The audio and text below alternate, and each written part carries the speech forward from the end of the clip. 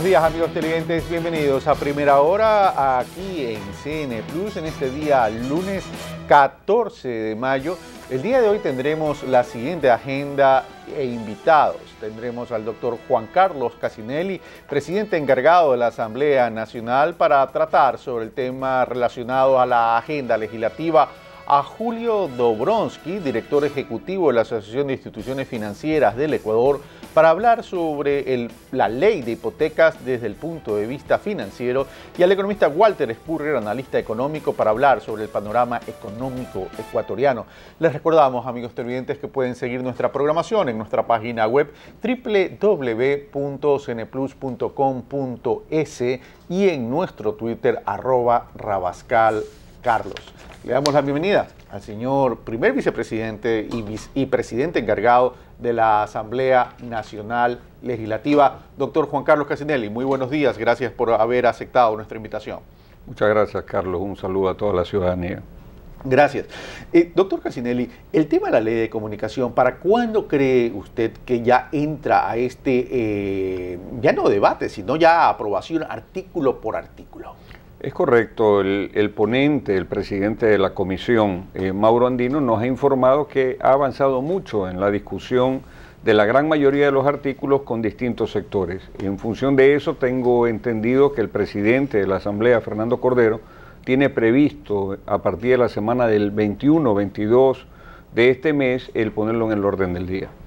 Es decir, ¿y la mecánica sería lectura del artículo y votación de cada artículo, o van a escoger los artículos que no fueron producto de un consenso? Bueno, cuando tratamos algo similar en el proyecto de reforma a la Ley Orgánica de la Función Legislativa, era artículo por artículo, sin embargo se agruparon los artículos del consenso. En todo caso, sea cual fuera la mecánica, nosotros tenemos previsto por lo menos 2 días de sesión para poder llevar adelante esa votación. En ese sentido, doctor Casinelli, cada artículo para ser aprobado de parte de la Asamblea Nacional requiere una votación ¿de cuánto? De 63 votos mínimo. De 63 votos mínimo. Si no se obtienen los 63 votos, puede ser o negado con 63 votos, o en su caso no tener ninguna de las 2 votaciones, por lo tanto esos artículos no entrarían en el contexto de la ley que se aprobaría.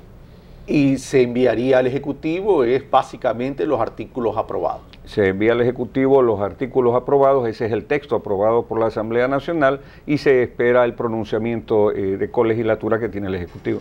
Ahora, en ese sentido, el presidente de la República, en su función de colegislador, puede allanarse a lo que ustedes han enviado, o puede realizar un veto parcial o total. ¿Puede incluir el presidente de la República nuevos artículos al proyecto de ley que ustedes envíen? No se pueden incluir nuevos temas que no se hayan debatido y que no hayan sido aprobados. Efectivamente, sobre el contexto de lo que el presidente reciba y tomando como consideración lo que se haya debatido en su momento en el Pleno, puede hacer las observaciones y o allanarse, ratificarlo o hacer un veto parcial o total. Ahora, artículo por artículo es una ley que tiene algunos artículos. ¿Qué tiempo les llevaría eso analizar y aprobar o negar cada uno de los artículos? Bueno, como efectivamente usted lo señala, estamos solamente para votación. El secretario de la Asamblea tendrá que enunciar el artículo y pasar a votar directamente. Por tanto, ya no hay lugar a un debate adicional. Bueno, es decir, en teoría debería ser un plazo más o menos rápido. Nosotros hemos previsto 2 días de sesión, porque se tratan de más de 100 artículos, y obviamente hay el lugar a la rectificación de la votación, a la reconsideración de la votación, y eso va a tomar su tiempo en cada artículo. Seguramente serán 2 sesiones completas. Y comenzamos preguntándole, señor presidente encargado de la Asamblea Nacional Legislativa, sobre el tema de la ley de comunicaciones, porque hace poco cumplimos 1 año de la consulta popular y la ley de comunicaciones forma parte de ese mandato popular. Pero hay otros temas que forman parte del mandato popular, como tienen que ver también el tema de las reformas al Código Orgánico Penal Integral, que ya está en manos de la Asamblea Nacional, y ya el presidente de la República está advirtiendo que vetaría lo que la Asamblea le estaría enviando una vez que ésta lo apruebe.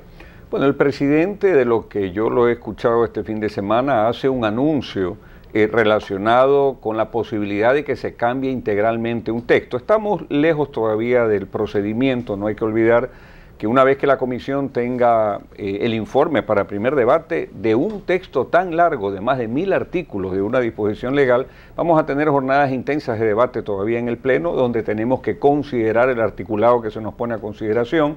Luego regresará eso nuevamente a la comisión para preparar el informe para segundo debate. Seguramente transcurrirán entre 45 y 60 días adicionales, volverá al Pleno y de ahí el Pleno resolverá lo que corresponde. Por lo tanto, yo creo que desde el lado del legislativo, anticipar cualquier tipo de criterio sobre el contexto de esa ley, pues creo que está un poco apresurado. Tenemos que seguir los plazos y los procedimientos. Ahora, pero esa ley toca temas importantes, y uno de los temas importantes que el Ejecutivo que hizo que el Ejecutivo lleve a la consulta popular algunas preguntas relacionadas con la seguridad que tenían que ver también con la impunidad. Pero hay temas sensibles, por ejemplo el tema de las penas. ¿Cómo quedaría eso de parte del bloque oficial, o cuál sería la postura del bloque oficial en relación a esos temas del 2x1, etcétera?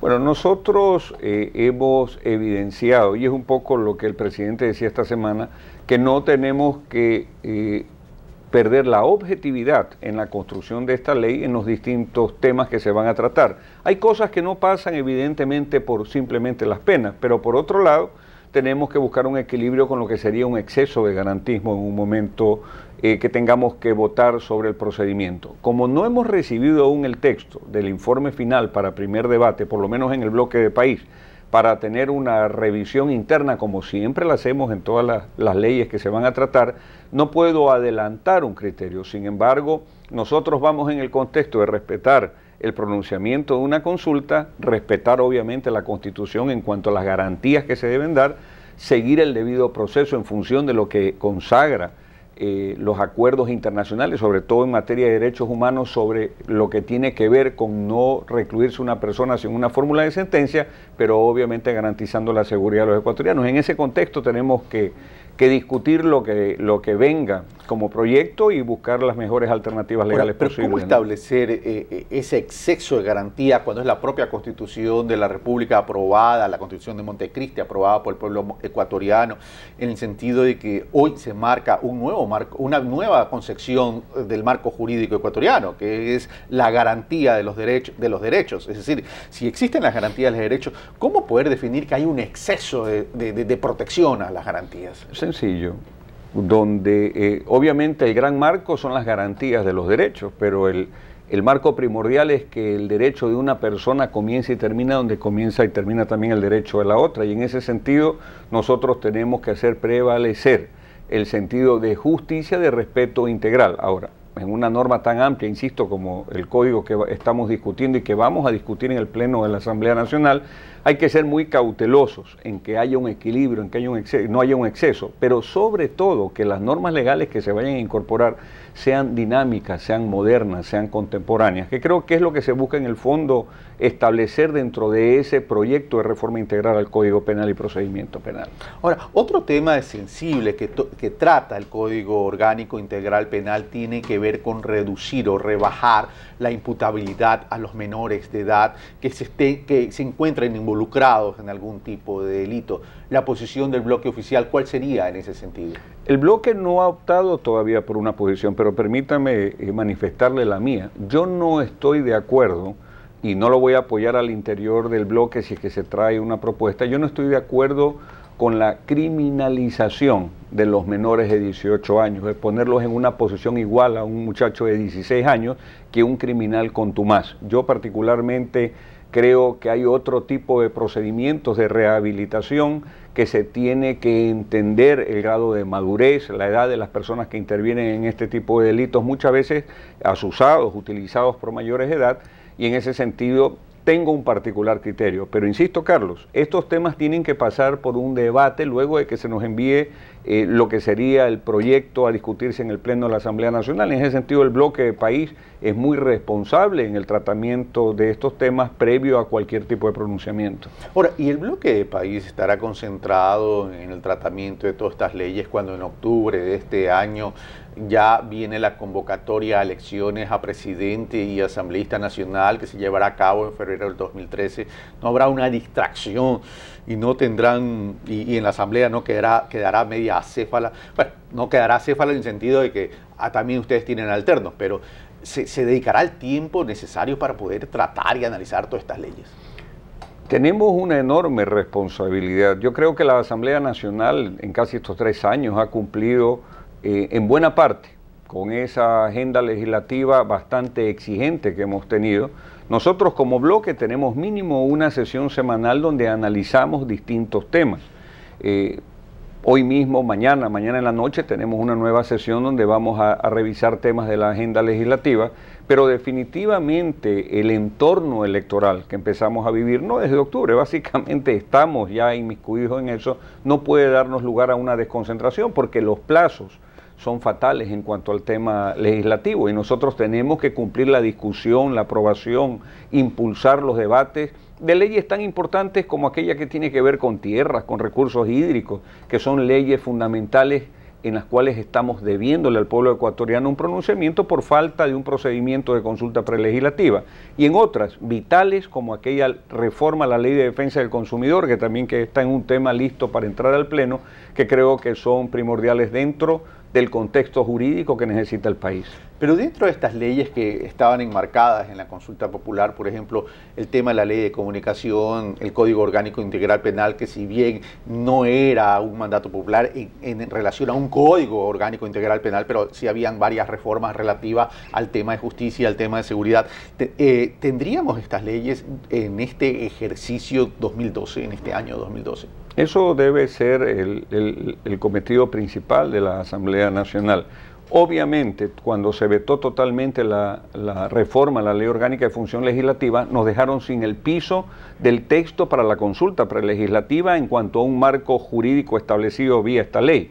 Estamos en el Consejo de Administración Legislativa trabajando un proyecto de procedimiento en función de la sentencia de la Corte Constitucional para llevar adelante esta consulta prelegislativa. Con eso destrabamos inmediatamente el tema tierras y aguas. En ambos casos ya hay proyectos de ley en discusión, es decir, no se va a empezar a construir, sino que se va a empezar lo que se llama prelegislativamente la consulta y la pregunta a los sectores afectados. En otro contexto, insisto, nosotros cada semana estamos tratando 2, 3 leyes a nivel del Pleno y obviamente eso amerita un enorme esfuerzo. Esperamos estar a la altura de nuestro mandato y poder sacar efectivamente antes de la conclusión del mismo todas estas leyes o la gran mayoría de leyes trascendentales que ya se están dando, que ya se están legislando, pero que definitivamente requieren de otras más para complementar esta nueva Constitución. Ahora, ya que usted menciona, señor presidente encargado de la Asamblea Nacional Legislativa, el tema de la ley de agua, que se tiene que esperar el tema de la consulta prelegislativa, que para aquello ya se está trabajando, etcétera. Yo quisiera saber su posición en relación a un tema específico, sobre todo de la ley de tierra. ¿Usted como legislador está de acuerdo en ese proyecto de ley presentado por COPISA a la Asamblea Nacional, en que se considera un techo máximo de propiedad de 500 hectáreas para la costa y la Amazonía y 200 hectáreas en la sierra? Yo considero que nosotros tenemos una Constitución que marca claramente el camino legislativo. El camino legislativo no está en contra de una concentración de tierras de manera productiva. El tema pasa por la soberanía alimenticia. Si hay propiedades, inmensas extensiones que no están incorporadas a la producción nacional, al proveer de alimentos para consumo interno y externo, obviamente no se está cumpliendo con un objetivo constitucional, que es la productividad, es el abastecimiento interno en debida forma. Si es que hay extensiones de tierra que estando en sectores rurales, que habiendo el Estado invertido ingentes recursos para darle infraestructura de riegos, por ejemplo, no se la está utilizando y se está especulando para el día de mañana hacer pequeños huertos o ya buscar que sean parte del